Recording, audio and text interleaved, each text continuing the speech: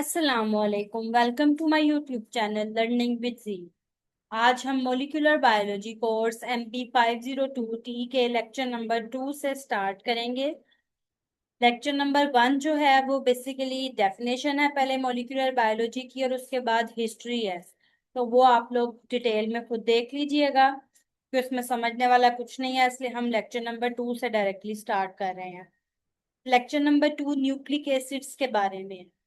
Nucleic acid इसको नाम क्यों दिया गया वो आप फर्दर आगे जाके देखेंगे कि इसकी डिस्कवरी जो है वो क्योंकि न्यूक्लियस से हुई थी, और इसकी जो नेचर है वो एसिडिक थी, इस वजह से इसका नाम न्यूक्लिक एसिड रखा गया था। और आप लोगों को इसके नाम से ही पता लग रहा है कि जो इसकी लोकेशन है वो न्यूक्लियस है, क्योंकि इसकी डिस्कवरी भी न्यूक्लियस से हुई। जो न्यूक्लिक एसिड्स हैं वो भी बायोपॉलीमर हैं। बायोपॉलीमर का क्या मतलब है कि आपकी बॉडी के अंदर जो मेजर बायोमोलिक्यूल्स एग्जिस्ट करते हैं उनमें से ये एक कंपाउंड है। मेजर बायोपॉलीमर्स कौन कौन से हैं? कार्बोहाइड्रेट्स हैं, लिपिड्स हैं, प्रोटीन्स हैं और न्यूक्लिक एसिड हैं। ये चार हैं जिनमें से ये मोस्ट इम्पोर्टेंट जो है वो क्या है? न्यूक्लिक एसिड्स है। क्यों ये इतना इम्पोर्टेंट है? क्योंकि ये इसेंशियल है लाइफ के लिए। क्योंकि हमारी जितनी भी जेनेटिक इंफॉर्मेशन होती है कि आगे हमारे अंदर कौन सी ट्रेड्स होंगी, हमारी शक्लो सूरत कैसी होगी, हमारी हाइट कितनी होगी, हमारी बॉडी का कलर क्या होगा, सारा कुछ जो है इसके पास हो रहा है। इवन बॉडी के छोटे छोटे फंक्शन के ये वाला जो सेल है इसने इतने में डिवाइड होना है, किस टाइम पर डिवाइड होना है, वो सारी इंफॉर्मेशन भी इसके पास होती है। क्योंकि इसी से आगे आपका जो प्रोटीन है सेल की वो इसी के अकॉर्डिंग बनती है। आप कह लें कि ये एक रेसिपी है। सारे जितने भी इंग्रेडिएंट्स यूज होके कुछ भी बनना है उनकी रेसिपी जो है वो सारी डीएनए के पास होती है। तो जो न्यूक्लिक एसिड्स हैं वो दो तरह के होते हैं, एक डीएनए है और एक आरएनए है। डीएनए जो है वो आपकी जो सारी जेनेटिक इंफॉर्मेशन जो आपकी बॉडी के अंदर स्टोर्ड है वो डीएनए की फॉर्म में है, जो कि क्रोमोसोम के ऊपर, मतलब क्रोमोसोम जो है वो बेसिकली हिस्टोन प्रोटीन और डीएनए से मिलकर बने होते हैं। यानी क्रोमोसोम की शक्ल में आपका जो जेनेटिक मटेरियल है वो डीएनए की फॉर्म में मौजूद होता है।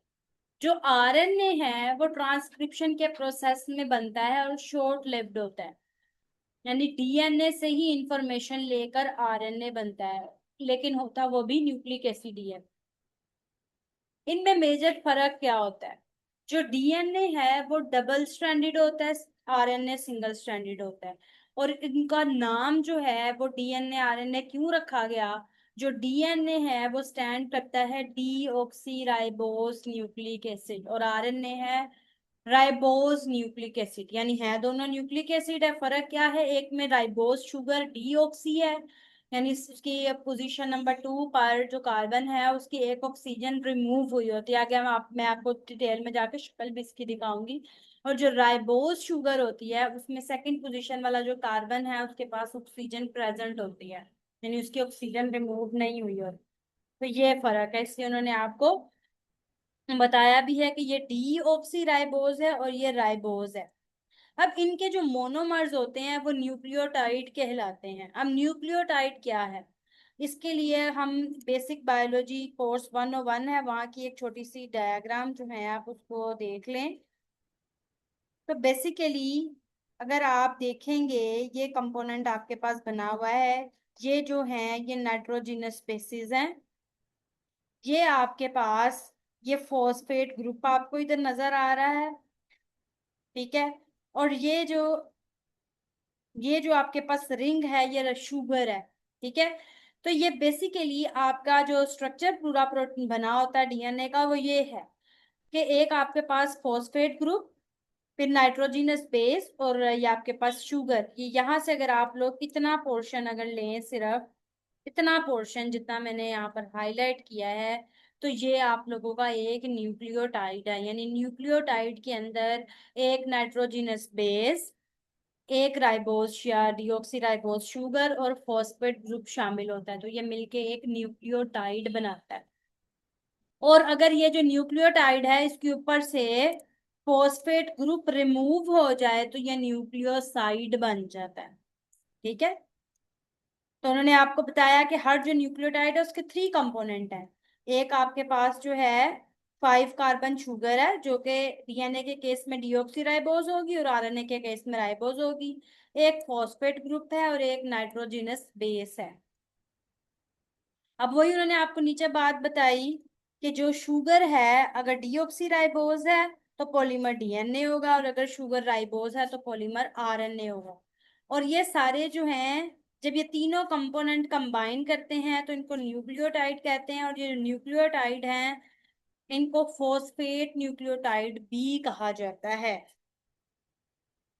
फिर इसकी थोड़ी सी इंपॉर्टेंस है कि हमारी बॉडी के अंदर मतलब दूसरे बाय जितने भी मैक्रोमोलिक्यूल्स हैं उनकी तरह ये हैं, मोस्ट इम्पोर्टेंट हैं, बहुत अबंडेंट है। और इनका जो मेजर काम है वो क्या है? Encoding, transmitting the, expressing genetic information in other words. यानी आपके पास जितना भी, मैंने भी आपको जैसे बताया था कि आपकी बॉडी में क्या होगा, कौन सी प्रोटीन बनेगी, आपकी शक्ल कैसी होगी, आपका कलर कैसा है, आपकी हाइट कितनी होनी है, ये सारी की सारी इंफॉर्मेशन डीएनए कंट्रोल कर रहा होता है।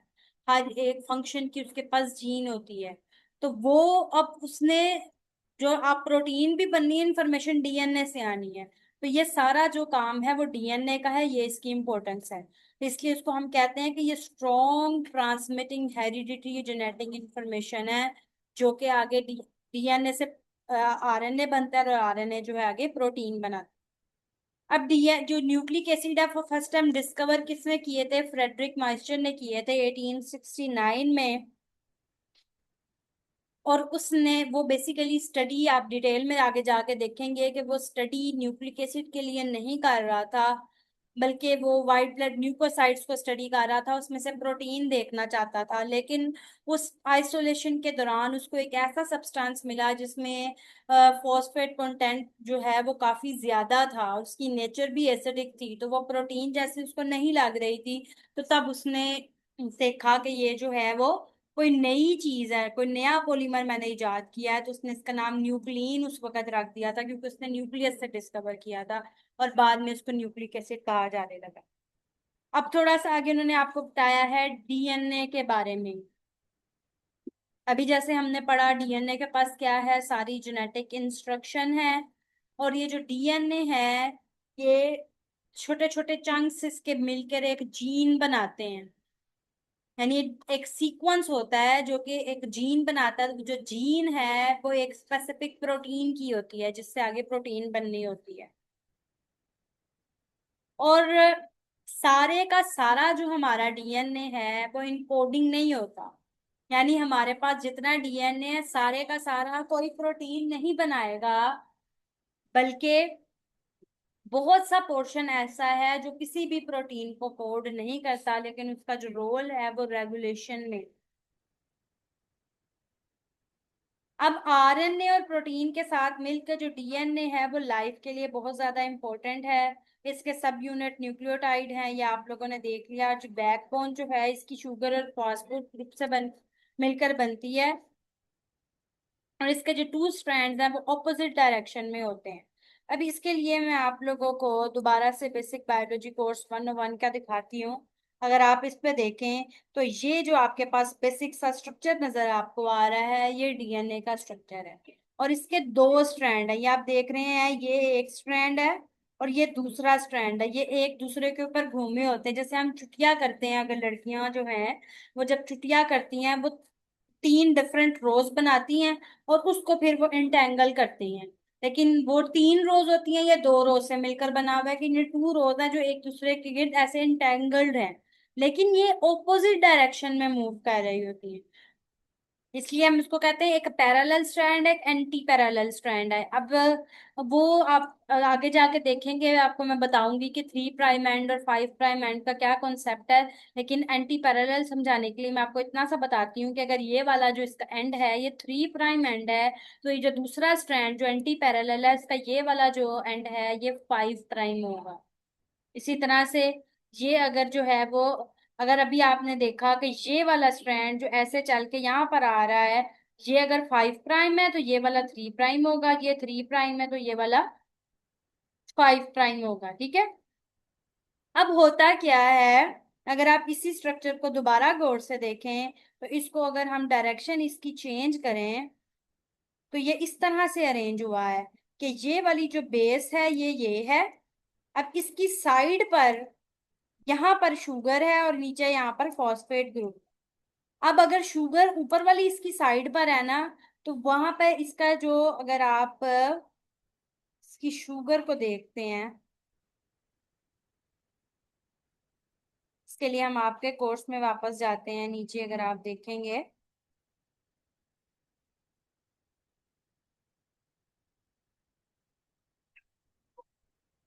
ये देखें, ये आपके पास एक स्ट्रक्चर बना हुआ है। ये जो है आपके पास शुगर है। ये जो आपको कॉर्नर्स नजर आ रहे हैं ना, ये एक एक कार्बन को कॉल करते हैं। ये कार्बन पोजीशन 1 है, ये 2, 3, 4 और ये वाली जो कार्बन है ये 5 है, तो 5 कार्बन होगी, तो ये आपके पास पेंटोज शुगर आ गई है। अब ये कार्बन नंबर 1 है और ये वाली जो पोजीशन है कार्बन नंबर 2 है। अब आप देखें कार्बन नंबर 2 के दोनों तरफ जो है एक एक हाइड्रोजन है। हालांकि जो बाकी है उनके पास एक इसके पास हाइड्रोक्सिल ग्रुप भी था, तो उसके पास एक ऑक्सीजन रिमूव है, इसलिए इसको डीऑक्सीराइबोस कहते हैं। अब यहाँ पर जो फर्स्ट कार्बन है उसके साथ आपकी अटैच होती है नाइट्रोजिनस बेस। अब यहाँ पर ये डीऑक्सी एडिनाइलेट है, तो इसलिए यहाँ पर आपके पास एडेनिन आपको यहाँ पर शो हो रही है, ठीक है। तो ये नाइट्रोजिनस बेस यहाँ पर अटैच होती है कार्बन नंबर 1 पर।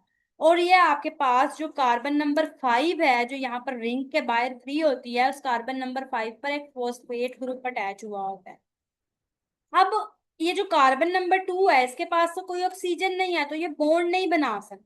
लेकिन ये जो कार्बन नंबर 3 है, इसके पास हाइड्रोक्सिल ग्रुप है, तो ये जो है वो शेयरिंग करता है इस फॉस्फेट ग्रुप के साथ। और इनकी शेयरिंग के दौरान एक वाटर मॉलिक्यूल रिलीज होता है और इसका इसके साथ बॉन्ड बन जाता है। अब फॉस्फेट ग्रुप जो है वो एक, अब देखें जैसे ये डोक्सी डीऑक्सी एडिनाइलेट जो है, डीऑक्सी थाइमिडाइलेट जो है, ये दोनों एक दूसरे के पास ऐसे आएंगे।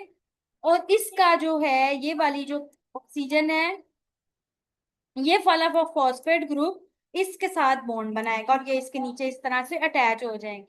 अब इसके पास क्योंकि फॉस्फेट ग्रुप फ्री है और ये कार्बन नंबर 5 पोजीशन पर है, तो ये ऊपर वाली साइड 5' कहलाएगी। और जो नीचे वाला जो होगा उसके पास फॉस्फेट तो बिजी है, लेकिन ये वाला ऑक्सीजन फ्री है, तो ये कहलाएगा आपके पास 3' एंड। तो इस तरह से इनका जो पूरा स्ट्रक्चर है वो बनता जाता है। अब अगर आप यहाँ पर दोबारा से स्ट्रक्चर इसका देखेंगे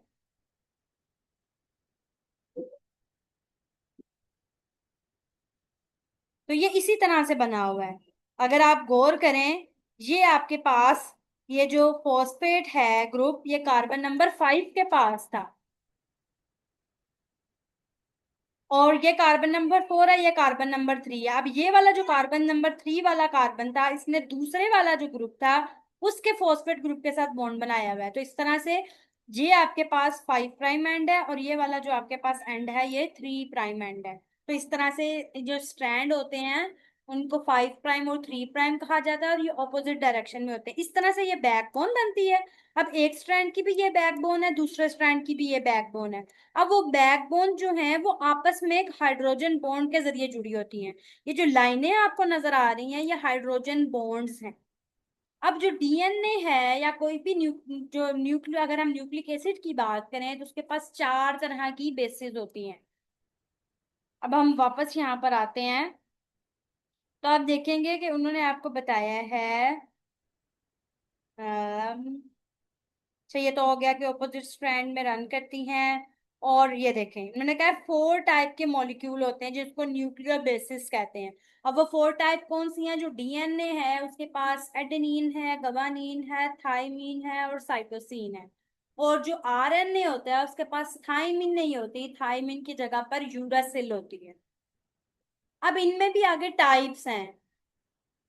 जो फॉस्फेट शुगर है, सॉरी, जो आपके पास नाइट्रोजिनस बेस है, 2 नाइट्रोजिनस बेसिस जो हैं वो डबल रिंग्ड हैं और 2 नाइट्रोजिनस बेसिस जो हैं वो सिंगल रिंग्ड है। बेसिकली 3 नाइट्रोजिनस बेसिस है जो सिंगल रिंग्ड है। लेकिन जो मतलब डीएनए है उसके पास थाइमीन और साइटोसिन है, और जो आरएनए है उसके पास यूरासिल और साइटोसिन है, उसके पास थाइमीन नहीं है। तो 5 तरह की बेसिस हैं। लेकिन 4 तरह की डीएनए में होती हैं और 4 तरह की आपके पास आरएनए में होती हैं।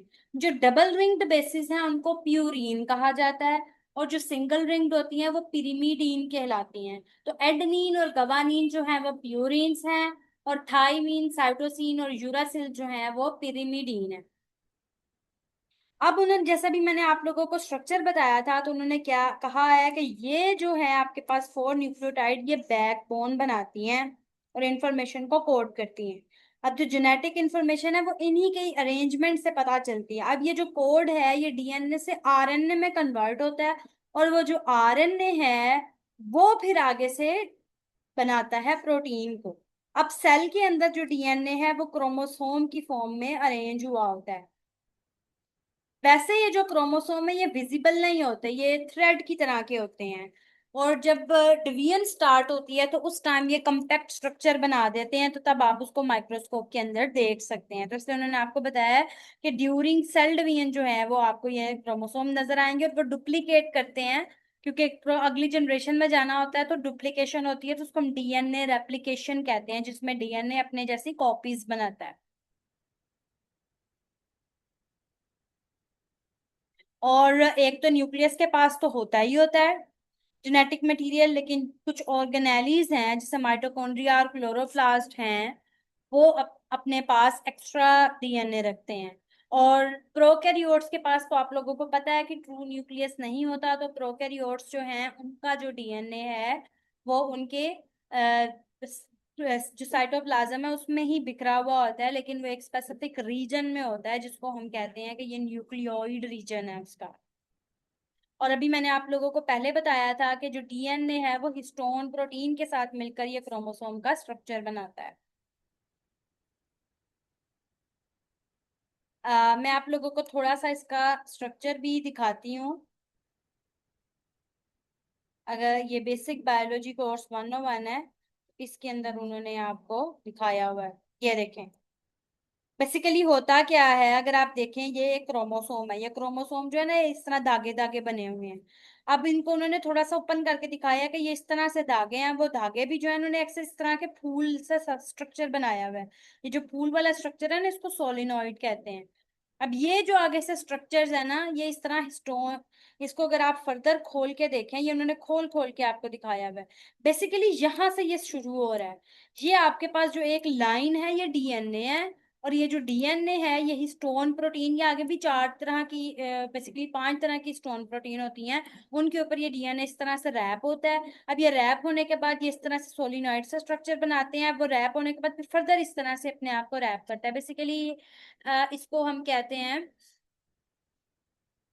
कंपैक्शन है। बेसिकली ये अगर आप इसको देखें, एक क्वाइलिंग और उसके बाद सुपर क्वाइलिंग, कि आपने पहले एक इसी एग्जांपल में आप लोगों को ऐसे दूंगी कि अगर आप लोग एक स्प्रिंग देखते हैं, तो जो स्प्रिंग है वो पहले ही क्वाइल्ड है, उस स्प्रिंग को अगर आप फर्दर क्वाइल करेंगे तो वो हो जाएगी सुपर क्वाइलिंग। तो इस तरह से जो डीएनए है वो क्रोमोसोम पर सुपर क्वाइलिंग के जरिए से अरेंज हुआ होता है। ठीक है, अब हम वापस आपकी तरफ स्ट्रक्चर की तरफ आते हैं, तो आप लोगों को थोड़ा सा एक आइडिया हो गया होगा कि किस तरह से डीएनए अरेंज हुआ होता है, और आप लोगों ने पहले इसको पढ़ा भी होगा। अब राइबो न्यूक्लिक एसिड क्या है? सेम स्ट्रक्चर है इसका, बैकबोन बिल्कुल डीएनए की तरह है। फर्क कहाँ पर है कि जो मैंने आप लोगों को बताया था कि जो शुगर है इसके पास वो राइबोज है, कार्बन नंबर 2 पर एक तरफ हाइड्रोजन और एक तरफ हाइड्रोक्सिल ग्रुप है, उसकी वो ऑक्सीजन रिमूव नहीं हुई होती। डीएनए डबल स्ट्रैंडेड होता है, आरएनए सिंगल स्ट्रैंडेड होता है। इसके पास जो है वो थाइमिन की जगह पर यूरासिल होती है। ठीक है, और जो आपके पास आरएनए है वो 3 तरह का होता है। डीएनए तो एक ही तरह का है, आरएनए 3 तरह का है सेल्स के अंदर। एक आपके पास होता है ट्रांसफर आरएनए, ये मेजर टाइप्स हैं, इनके अलावा भी छोटी छोटी आरएनए की कई टाइप्स डिस्कवर हुई हैं। एसआई आरएनए है, जिस तरह एमआई आरएनए है, लेकिन मेजर इसकी 3 टाइप्स हैं। एक आपके पास ट्रांसफर आरएनए है, एक मैसेंजर आरएनए है, और एक राइबोसोमल आरएनए। ये जो बेसिकली मैसेंजर आरएनए है ये डीएनए से बनता है ड्यूरिंग ट्रांसक्रिप्शन, जिसने आगे जाके प्रोटीन बनानी होती है। ये ट्रांसफर आरएनए है, ये ट्रांसलेशन में इंपॉर्टेंट रोल प्ले करता है। इसका काम क्या होता है कि जितने न्यूक्लियोटाइड जोन से न्यूक्लियोटाइड की जरूरत होती है सॉरी, जो आपके पास न्यूक्लिक कोड वहां पर अवेलेबल होता है उसको देख के उसके अगेंस्ट अमाइनो एसिड इसने एनवायरनमेंट से पिक करके लेकर आना होता है। ये बेसिकली ट्रांसफर का काम करता है कि एनवायरनमेंट से एक अमाइनो एसिड उठाएगा और जब जरूरत होगी वहां पर जाकर उसको दे आएगा। और जो राइबोसोमल आरएनए है ये during translation important role play करता है। और जब आप लोगों ने ट्रांसलेशन पढ़ी होगी तो आप लोगों ने देखा होगा। तो मैसेंजर आरएनए जो है वो कैरी करता है genetic information between DNA and ribosome, directing protein synthesis. ये भी मैंने आप लोगों को बता दिया। और जो राइबोसोमल आरएनए है वो राइबोसोम का मेजर कंपोनेंट है जो पेप्टाइड फॉर्मेशन यानी प्रोटीन की फॉर्मेशन में इंपॉर्टेंट रोल प्ले करता है। और जो ट्रांसफर आरएनए है वो कैरियर मॉलिक्यूल है। अभी मैंने आप लोगों को बताया था कि इसका काम क्या है, देना। क्या कैरी करता है? अमाइनो एसिड को कैरी करता है ड्यूरिंग प्रोटीन सिंथेसिस। इस तरह से एमआरएनए की डिकोडिंग में हेल्प प्ले करता है। ये कुछ आगे से आर्टिफिशियल एनालॉग्स हैं न्यूक्लिक एसिड के जो बनाए हुए हैं साइंटिस्ट ने, लेकिन ये आर्टिफिशियल है, नेचुरली एग्जिस्ट नहीं करते। अब हम देखते हैं डीएनए की केमिकल कंपोजिशन क्या है। ये भी आप लोगों को थोड़ा सा मैंने पहले ही आप लोगों को बता दिया हुआ है, तो वही है। डिस्कवर किसने किया था, इसका मेन रोल कब आया था? डिस्कवरी 1869 में हुई, फ्रेडरिक मिस्चर ने की। आपने ऊपर पढ़ा। लेकिन जब तक वॉटसन और क्रिक ने 1953 में मॉडल नहीं दिया तो प्रॉपर इसकी स्टडी नहीं हो सकी। लोग करते रहे लेकिन फ्रेडरिक मिस्चर का जो काम है वो तब तक जो है वो काफी हद तक छुपा रहा, उसको इतनी अहमियत नहीं दी गई। लेकिन वाटसन एंड क्रिक ने जो है वो देखा कि डीएनए डबल हेलिक्स है। उन्होंने एक पूरा मॉडल तैयार किया था और अभी मैंने आप लोगों को दिखाया भी था। तो वो उस तरह वो जो मॉडल है वो वाटसन एंड क्रिक ने दिया हुआ है कि इस तरह का होता है डीएनए।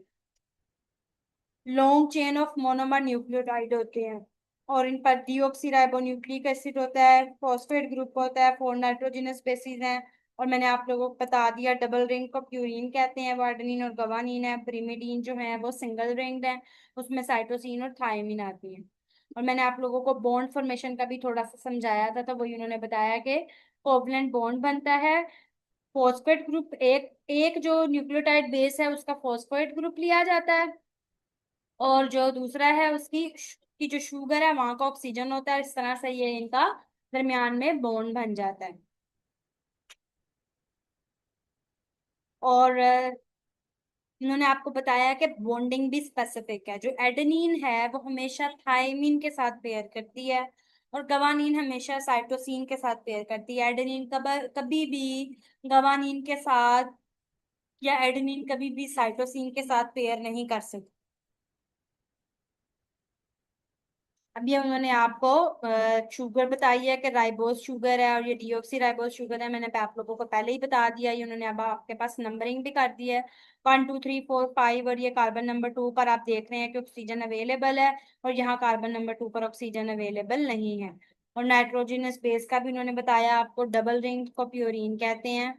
ये बनाई है और ये जो सिंगल रिंग है ये पेरीमिडीन है। ये आगे आपको हर एक का डिटेल स्ट्रक्चर दे दिया। ठीक है, आप लोगों से ये पूरे के पूरे जो स्ट्रक्चर है ना याद हो पाए तो एटलीस्ट ये जो बेसिक इसका स्ट्रक्चर है ये आप लोगों ने लाजमी याद रखना है। और तीसरा जो इसका कंपोनेंट है वो ये फॉस्फेट ग्रुप है जो इसके साथ अटैच हुआ है। अब न्यूक्लियोसाइड और न्यूक्लियोटाइड का क्या कॉन्सेप्ट है, ये भी हम पहले भी बात कर चुके हैं कि जो न्यूक्लियोटाइड है जब ये तीनों कंपोनेंट आपस में मिले हुए होंगे यानी राइबोज शुगर, फॉस्फेट ग्रुप और नाइट्रोजनस बेस, तो हम उसको कहेंगे न्यूक्लियोटाइड। पर अगर फॉस्फेट ग्रुप जो है वो नहीं होगा तो वो न्यूक्लियोसाइड कहलाएगी। ठीक है, फिर उसके बाद यहाँ पर उन्होंने आपको कंपैरिजन दिया है।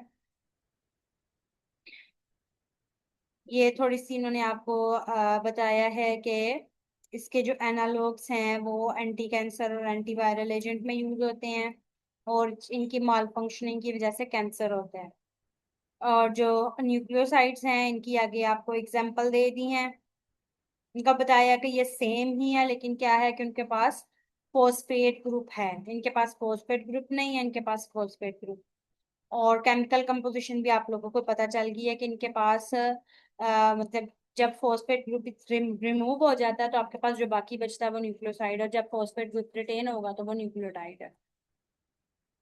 ये मैंने आप लोगों को फिगर जो पहले दिखाई थी, अब उन्होंने आप लोगों को आ, उनकी शक्ल भी दिखा दी है न्यूक्लियोटाइड की कि इस तरह से ये पूरा आपके पास स्ट्रक्चर होता है। अब ये ज्वाइन कैसे करते हैं ये भी मैंने आप लोगों को थोड़ा सा समझा दिया, तो आप इसको फिर देख लें। उन्होंने कहा है कि एक जो उसका मोनोमर है उसके ये तीन पार्ट है, नाइट्रोजनस बेस है, राइबोज शुगर है और फॉस्फेट ग्रुप है। अब जो फॉस्फेट ग्रुप, जो नाइट्रोजनस बेस है वो हमेशा कार्बन नंबर 1 पे होती है, और जो फॉस्फेट ग्रुप है वो हमेशा कार्बन नंबर 5 पर होता है। और जो कार्बन नंबर 2 पर तो आपको पता है ऑक्सीजन है ही नहीं है, हाइड्रोक्सिल ग्रुप नहीं है उसके पास। अब कार्बन नंबर 3 के पास है, तो होता क्या है, जो कार्बन नंबर 3 का हाइड्रोक्सिल ग्रुप है वो बॉन्ड बनाता है दूसरी जो नाइट्रोजनस बेस है उसके जो फॉस्फेट उसके पास कार्बन नंबर 5 पर अटैच है उसके साथ, तो इस तरह से दो न्यूक्लियोटाइड आपस में कंबाइन हो जाती है। तो उन्होंने क्या बताया कि फॉस्फेट ग्रुप कैसे बनता है, from one nucleotide will bound to the 3 carbon of another nucleotide forming a phosphodiester bond via dehydration synthesis.